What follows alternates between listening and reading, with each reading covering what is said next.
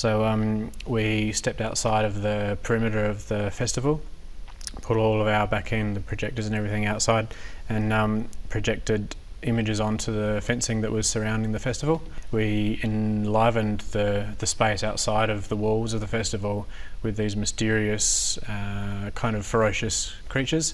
People could come up to the creatures and have a little interaction. The creatures would know where they are, they would come over to them, they'd sort of look at them and kind of coo and growl or get scared and run away. We set up a 3D audioscape over the hillside, so when people were coming up the hill to see the creatures, they could hear them running away up the hill off into the woods or coming back down to the fence to have little interactions with them, and it really cut through the mix-up tent, which is probably our biggest competitor in terms of audio,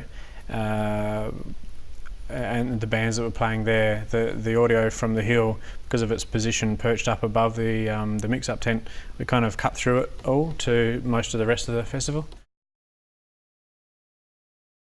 Combining a whole load of computer vision techniques, we analyse essentially still images that we're looking at via a camera or infrared, and measure the distance between eyes and facial structure, where nose and cheeks, where the highlights on cheeks and stuff are, and try to gauge an understanding of whether the people we're communicating with are male or female, or how old they are, etc.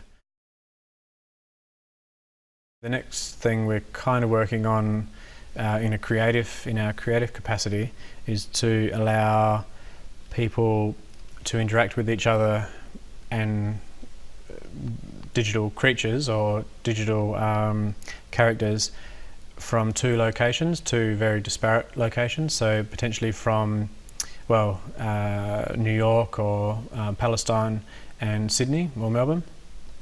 So essentially a very similar project to the one we did up at Splendour in the Grass, but across extremely disparate physical locations. Part of the agile development software business development process is doing the minimal viable product, and that's really innate in an artist's process, because artists don't have any money, so they have to, they're really forced to do the agile business development model, and so that's really innate in everything that I do. The people I work with are of the generation where the agile development software protocols come into place. So yeah, we build little things, see if they work, build a little bit more, see if that sticks, and anything that doesn't, we come back away and move to a new direction. If it solves a problem for someone, if it's a better solution to any type of problem, or a better service, a better experience, or it essentially has to do something bigger and better or quicker or faster than something previously. And if it doesn't, if someone doesn't want that more or need that more, then we need to reevaluate and take a steer to the left or right. As an artist, I'm drawn to the idea of being able to communicate something, anything, being able to tell someone my story or a message or anything. And with interactive media, it allows people to get inside my message or the message that the artwork's communicating. So it's a much more engaging type of medium, where paint or drawing or any kind of traditional static types of art fall into a passive category.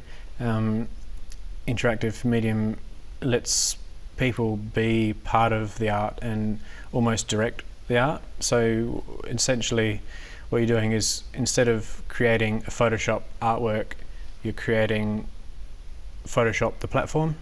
So people can actually do do the thing that's valuable or do the thing that's personable. So yeah, interactive art is for me more of a platform or a facilitator. The audience is completely necessary to its success. You can't just create a beautiful film or a beautiful painting or a beautiful drawing.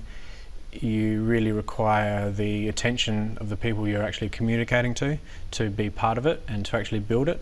And the risk of that is something that I like and something that draws me to it. It's not a cup of tea for everyone.